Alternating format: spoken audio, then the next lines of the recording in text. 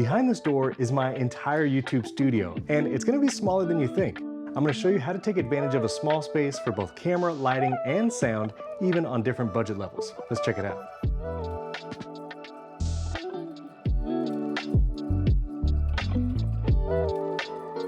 So this is the entire space. It's actually an 8-foot by 9-foot room, and I do everything in here: podcasting, video, and it's pretty small. And you'll notice none of my filming lights are on right now, but with the press of a button, I actually have smart shades that lower, then the ceiling fan turns off, my filming lights turn on, and I'm ready to record in just a few seconds. Now, this might look a little more familiar from the videos you're used to seeing on YouTube. But let's actually start at the desk with the camera. So I use a Sony a7 IV mirrorless camera with a Sigma 35mm f1.4 lens. If you don't know what any of those numbers mean, it's okay.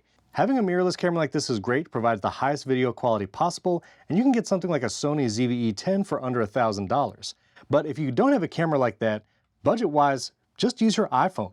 Recording with just your iPhone is actually really high quality. It's what I'm doing right now, and as you can see, the video quality is amazing. So don't feel like you need to buy an expensive camera right away. Just use the phone you have in your pocket and have an entire video on the Riverside channel about how to use an iPhone to record video podcasts in high quality. I'll link it above and down in the description. Now, one thing you'll notice is I have to put this camera all the way back against the wall of my office because it's a small space. So doing this allows me to get more depth of field from my videos. This is typically what my video quality looks like, and that blurred background is caused by the low f-stop number on the camera and lens and having it all the way against the wall. Then I'm typically sitting here at the desk while I'm filming, and you'll see that's how close the back wall is. We're talking maybe 5 feet between me and the back wall, and I still get that blurry background because of that f-stop on the lens. Now, one other piece of camera gear I have is my top-down shot here. I have an entire video talking about this setup. I'll link it above and in the description.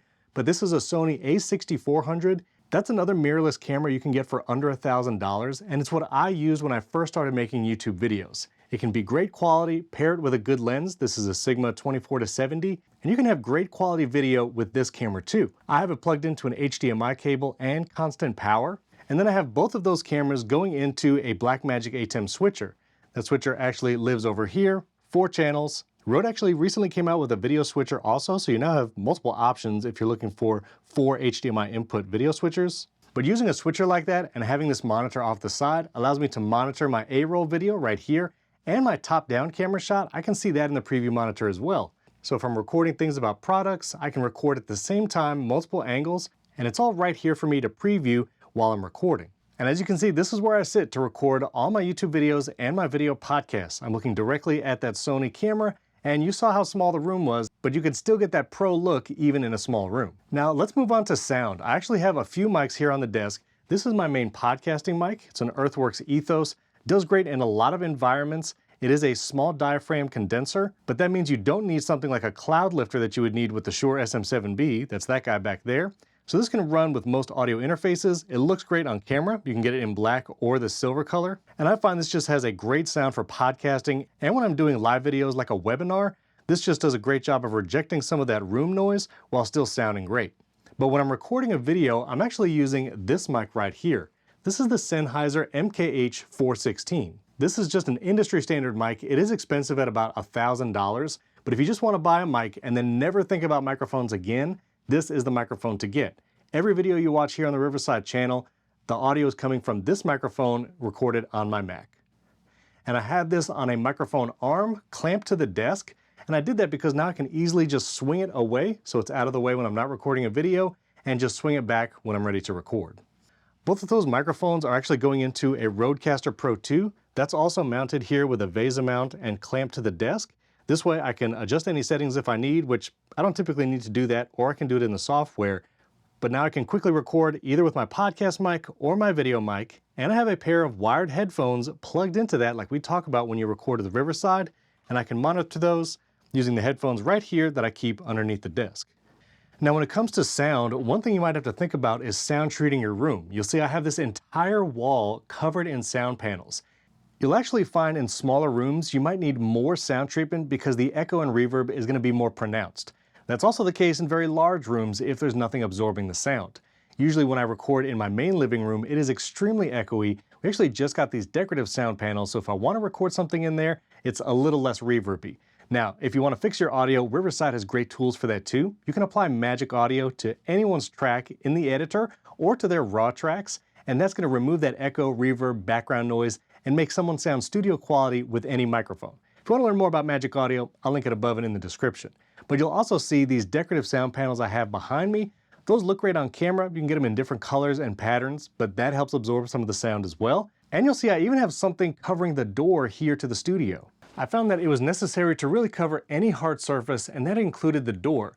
Plus, this is also adjacent to our family room where my kids sometimes are, and this helps cut down on the sound coming through that door. But this sound blanket is actually attached to an arm which I screwed into the wall, so now I can move it back and forth, cover the door, or I can open the door no problem. I'll put a link to this arm and sound blanket and pretty much everything you see in this video down in the description. You'll see I also have some sound panels over here, just tried to cover every hard surface. And yes, even on the ceiling, I have a sound cloud panel. That might have been a little overkill, but while I was doing it, I figured let me just put sound paneling everywhere. But now let's talk about lighting, because after camera and sound, lighting makes a massive difference. So this right here is actually a light dome, the Aputure Light Dome 2 actually. You can get the 3 right now with that egg crate in front of it, and that helps disperse the light, make it soft, and reduces any harsh shadows. Just creates a great soft, even lighting. The actual light behind it is the Amaran 200X. That's the light that you see over there. I set the intensity pretty dim. This way I can have my aperture very open on the camera. If you have questions on some of the terms I'm saying, just leave comments below the video. But to make use of this space, I actually mounted the light on the wall with that same kind of Neewer arm that I used for the sound blanket. I actually have 3 of these arms total. So that one's holding the light, that one's holding my top-down B-roll camera, and the 3rd arm is holding the sound blanket. When you're taking advantage of a small space, trying to mount things to the wall or ceiling can help get things off the floor and give you more room to work with. You also see a power outlet high up. If you ever have the opportunity to actually build part of the room or all of it, putting outlets up high like that will make it easier when you're plugging in lights, maybe even some of your cameras. I honestly wish I had an outlet up there for my top-down camera so I didn't have to run that cable all the way down. So that's the key light. That's the main light. You want to elevate that about a 45-degree angle away from your face, have a nice soft light, but I'm going to give you an alternative too for different budget levels in a moment. Which a great alternative is actually the Elgato Key Light Air. That's this light that's mounted above. I have a tiny little arm mounted to the wall and an outlet. This way I didn't have to run any cables anywhere else. You'll see it's there, and it's also on a smart plug. That's what allows the entire studio to be ready for filming in just a few seconds. I can adjust the intensity and color temperature of that light wirelessly, and then the smart plug lets me turn it on and off whenever I want. And a second Elgato Key Light Air for a fill light. Typically a pro 3-point lighting setup is going to have a key light, which is your main light, a fill light, which is going to be opposite the key light, reducing some of the shadows on the other side of your face, and then a hair light, which helps separate you from the background. So 2 of those lights are those Elgato Key Light Airs. They're typically under $150 on Amazon. And those would actually do great as a key light if you're looking for one on a budget. And really, this light is kind of overkill because I keep it so dim.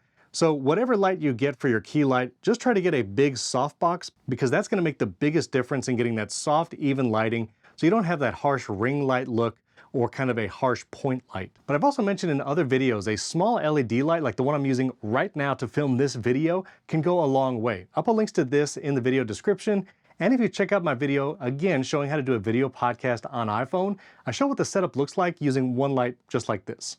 And the final touch is to add some color around the studio. I actually have some colored lights here. These are Philips Hue smart lights. They can change colors like from blue, orange. You've seen different background colors in my videos. It's just from these lights changing. And I have a tall Philips light over here. This is the sign lamp. And this can also change colors. And that's actually what colors most of the backdrop when I'm filming. This way I can get versatile, multiple looks from the same room just using a couple smart lights to change colors. And that's how I do it all here in a small 8x9 room, an entire YouTube studio, camera, lighting, sound, and all. If you have any questions on the gear that I'm talking about, or if you just want to learn more about what is an f-stop, leave a comment below this video and be sure to subscribe to the Riverside channel. We have lots of videos on recommending gear, USB microphones if you're just starting out. And again, let me encourage you, when I travel, I just use a USB microphone and my iPhone to record video podcasts. When you do it with Riverside, you get high quality wherever you go. This was a recent setup in a hotel room. I used the Shure MV7 Plus USB microphone, my iPhone as a camera in Riverside, and this is what the end product looks like. High quality video and audio, and Riverside makes it easy. If you want to learn more about the Riverside editor and how that can expedite the entire process, check out this video right up here. And if you want to learn more about live streaming, which I also use Riverside to live stream to YouTube, Twitch, and other platforms, to learn more about live streaming with Riverside, check out this video right up here. Thanks for watching. I'll catch you next time.